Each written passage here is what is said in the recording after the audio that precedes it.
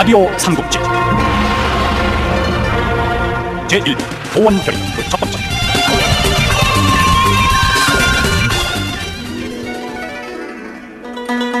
중국에서는 옛부터 자신들의 황제를 천자라고 불렀다.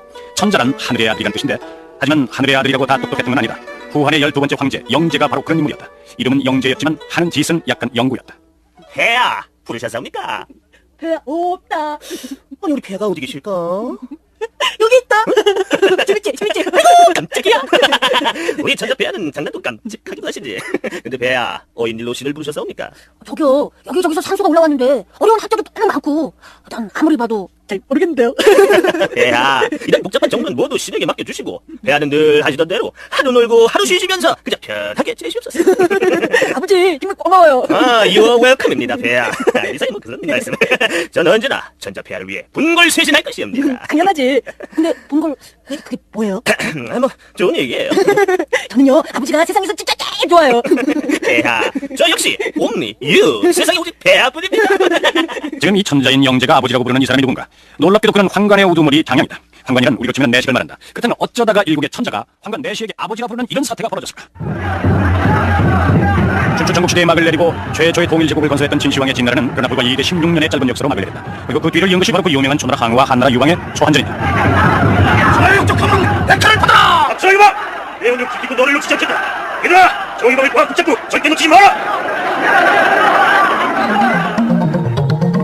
우리에게 민속놀이 단기로 잘 알려진 항우와 유방의 초한전은 결국 유방의 승리로 끝이 났다. 이 유방에 의해 세워진 나라가 바로 한나라다. 그러나 이 한나라는 200년 뒤 외척 왕망에 의해서 무너지고 그 뒤 한의 후예인 유수가 다시 한나라를 일으켜 세우니 이를 앞서의 한나라와 구별을 짓기 위해서 후한이라고 부른다.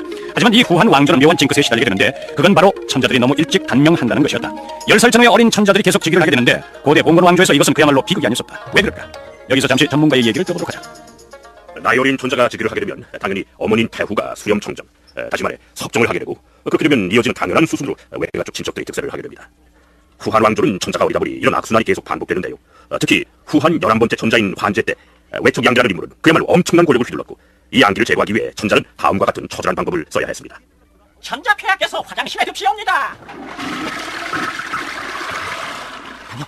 당뇨. 예, 폐하. 양기를 제거하는 계획은 잘 진행되고 있느냐? 그렇사옵니다. 폐하와께서 이같이 충성스러운 장수들이 은밀히 군사를 모으고 있사옵니다. 양기 측근들이 눈치채지 못하게 또 조심하도록 해라. 염려 마십시오. 폐하와 제가 화장실 이런 계획을 짤 거라곤 누구도 눈치채지 못할 것이옵니다. 그런데 폐하, 왜 그러냐? 밖에서 혹시 누가 우리에게 엿들을지도 모르니 실감나게 소리라도 좀 내시는 게 어떨지. 허냐, 알겠다. 아니요, 좀 더 리얼하게요.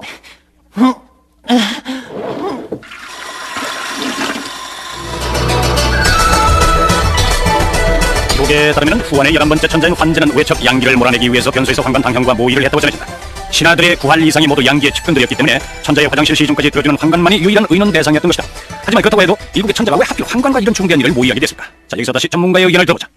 중국에선 후한 때뿐만 아니라 그 뒤를 이은 당나라, 명나라, 청나라 때도 환관이 권력을 장악했던 적이 아주 많았습니다. 왜 유독 중국에서는 이런 일이 자주 일어났을까요? 중국의 황제들은 적게는 수백 명부터 많게는 수천 명의 후궁을 거느리고 있었습니다. 그런데 이렇게 후궁이 많다 보니 이를 관리할 사람이 필요했죠. 아무래도 후궁이 여자다 보니까 이 일을 남자에게 맡길 수는 없었고 그렇다고 황제의 은밀한 사생활을 여자에게 맡길 수도 없었습니다. 그래서 필요했던 것이 바로 여자도 아니고 남자도 아닌 황제가 안심하고 여자를 맡길 수 있는 제3의 성, 환관이었던 것이죠.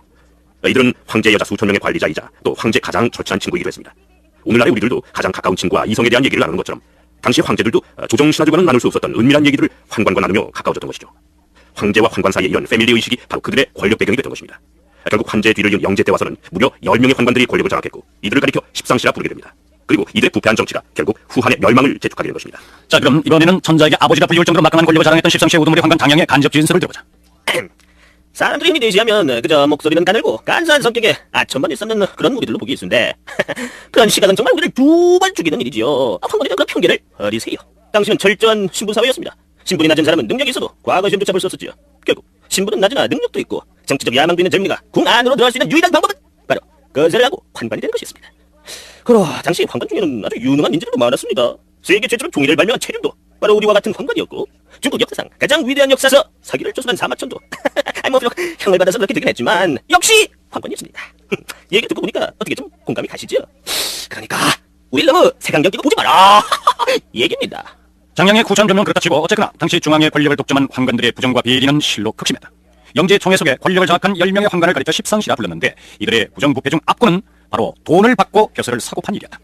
나으리, 제가 이번에 형주 퇴소로 부임 없이 좀 형제 태수는 가격이 좀 센데. 돈은 준비해놨습니다. 자, 이 자동차 키를 이게 뭐야? 자네 지금 장난하나? 형주 태수 가격이 얼마인데 겨우 자동차 한 대를 어떻게 해보려고? 나으리, 성격도 급하십니다. 얘기를 끝까지 들어보셔야죠. 신갈림터 체인지를 지나서 서울 방면으로 쭉 올라오다 보면 휴게소가 하나 있습니다. 아시죠? 알지. 그 휴게소 화물차 전용 주차장 쪽으로 가시면 1.5톤짜리 청색 화물트럭이 하나 파킹돼 있을 겁니다. 그런데 그 차 안에 박스째 준비한 돈이 들어있습니다. 이 키를 가지고 가셔서 그냥 몰고 오시면 됩니다. 어떻습니까? 제 방법이. 자네 지금 이거 뭐하나? 예? 지금 당장 형제랑 가동하고 있냐고! 어여가 늦겠어? 감사합니다, 나으리.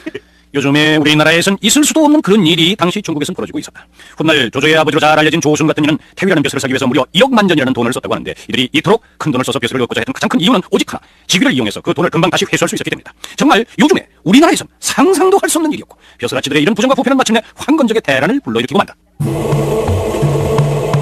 때는 후한 중평원년 서기로는 184년 황하강변에 나직한 벼랑 끝에 앉아 멍하니 강물을 바라보고 있는 한 젊은이가 있다. 허리에 긴 장검을 차고 있었다. 행색은 몹시 초라했으나 붉은 입술에 큰 귀, 이상하게 돋은 눈썹, 어딘가 범상치 않은 기운이 엿보였다. 어이 보게 젊은이. 예, 저 말씀이십니까? 그여 자네 차를 거기서 뭐하는 거야? 예, 낙양선을 기다리는 중입니다. 예, 낙양선에서 물건을 샀겠나 보지? 예, 차를 좀 살려고요. 차? 아니 그 귀한 차를 사겠단 말인가? 실은 저희 어머님께서 차를 몹시 좋아하십니다. 형편이 어려워서 그동안 변변히 찬잔 대접해드리지 못했는데 이번에 돈을 좀 모은 게 있어서 차를 구해보려고 합니다. 효자구만 효자야. 효자는요, 늘 어머님께 걱정만 끼치는 부리자신데. 아니야. 나도 자식놈이 하나 있는데 이놈이 대학까지 공부시켜놨더니 취직도 못하고 여태 백수야. 애비한테 맨날 카드만 막아달라고 하지 않나. 아주 그것 때문에 미치겠어. 아드님 너무 나무라지 마십시오. 경제가 워낙 어렵다 보니 다들 겪는 일입니다. 올해는 좀 나아지겠죠. 그러나 자네 말이야. 낙양선을 기다리려면 여기 있으면 안 되고 저 밑으로 내려가야 되는데 아마 저 북쪽 강변쯤에 정박할 걸세. 그렇습니까? 예, 정말 감사합니다. 거리가 끝나면 금방 떠나니까 얼른 가보게. 예, 아저씨. 어쩔 저놈 봐라. 낙양선에서 차를 사겠다고? 당근 그놈 봤지? 예, 그거 엄청 큰데요. 낙양선에서 오늘 차를 산다고 하니까 그놈도 오늘 목표로 삼아라. 절대 놓쳐서는 안 돼. 연술! 지금 이 수상쩍은 모의를 하고 있는 이자들이 누구다? 이들이 바로 그 유명한 황건적들이다. 장각을 두령으로 삼아 한나라 타도를 기치로 내건 이들은 수십만의 세력을 자랑하며 순식간에 중국 전역을 휩쓸었다. 특히는 방화와 약탈, 죄 있는 강도와 살인, 머리에 노란 띠를 두르고 있다고 해서 황건적이라고 불리고 있다.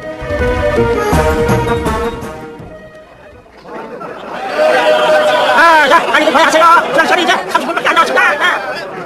한나라의 수도 낙양에서 출발하는 낙양선. 낙양에 증기한 물건을 싣고 와 항아를 따라 각지방을 돌며 그 지역 토산물과 거래를 하는 것이 이배의 목적인데 최근에는 황건적의 출몰로 인해서 정박 시간을 최대한 줄이고 있었다. 자, 여보세요. 아이고, 어서 오세요. 저 차를 좀 구할 수 있을까요? 아, 차요? 예, 타고 다니는 차 말고 마시는 차, 티 말입니다. 아, 글쎄, 하나 있긴 한데 가격이 좀 비싸서. 돈은 준비했습니다. 자, 여기 있습니다. 이거 좀 부족한 것 같은데. 자네도 알겠지만 요즘 차 가격이 워낙 올라서 말이야. 제발 부탁드립니다. 어머니께 차를 선물해드리려고 특별해서 여기까지 왔습니다. 제발 팔아주십시오. 좋네. 네, 손해보는 샘피고 하나 팔지. 자네 효성이 워낙 즐겨서 파는 거야. 알겠나? 감사합니다. 정말 감사합니다. 유비는 그렇게 차를 구입하는 데 성공했다. 그런데 아니 저놈 정말로 차를 샀잖아. 저놈 절대로 놓쳐서는 안 되겠는데요.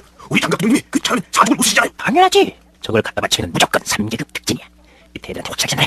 적귀 큰 놈을 절대 놓치지 말라고. 알겠습니다. 티를 훔치는 일이니까 절대 티나지 않게. 무슨 말인지 알겠어? 마시는 차, 영어로는 티. 중국에서는 옛부터 수질이 좋지 않아서 차를 즐겨 마셨다. 그러나 워낙 고가이다 보니 서민들은 꿈도 못 꾸는 것이 바로 차였는데 그런 차를 구입한 우리의 유비 과연 무사할 수 있을까? 유비는 그날 밤 물침대도 없고 불법 영업 행위도 없는 아주 깨끗한 여관에서 하룻밤을 묵었다. 그런데 손님! 왜 그러십니까? 큰일 났습니다. 황건적이 이만을 시켰습니다. 어서 피하시오. 예? 황건적이요? 낙양선과 거래한 마을을 황건적이 그냥 들리고 왔었다. 황건적의 대습격이 시작된 것이다. 황건적은 조직적으로 습격과 약탈 방어를 자행한다. 워낙 자주 해본 일이라서 마치 브라질 축구 대표팀처럼 손발이 척척 맞는다. 이들 빌더지 강한 압박으로 적의 패스를 차단하고 양낙연 측면을 깊숙이 침투해서 중앙으로 센터링한 투톱 공격진 빈공간을 불행해서 적의 골문을 계속적으로 공략하라. 끔찍한 대참화 속에서 유비는 간신히 탈출에 성공한다. 천하이 나쁜데 대명천지 어찌 이런들이 벌어졌을 땐 말이야. 나에게 힘이 있다면 더 모든 물을 단순히 떼잡을 수 있을 텐데 전지신명이시여 부디 저에게 힘을 주시옵소서. 너 지금 뭐라고 했니? 예? 너 지금 혼자 뭐라고 쫑알았냐고? 아무 말도 안 했는데요. 에이씨, 안 하긴 내가 여기서 들었는데 뭘 때려잡겠다며? 그거요. 이게 나도 모기가 많았어요. 아유, 이 모기들. 이 나쁜 모기. 모기. 유비는 마을의 약탈을 끝내고 이동 중이던 황건적 일개 소대병력에게 직통으로 걸리고 말았다. 너 뭔가 좀 수상쩍한데. 아주 수상쩍다뇨. 그냥 지나가는 길소리입니다. 그러니까 그 옆에 차고 있는 그 긴 칼은 뭐야? 예, 집안 대로 내려오는 가보입니다. 그냥 수년이 폼을 차고 있는 거죠. 정말 나 믿어주십시오. 황건적에게 붙잡힌 유비의 운명은 어찌 될 것인가?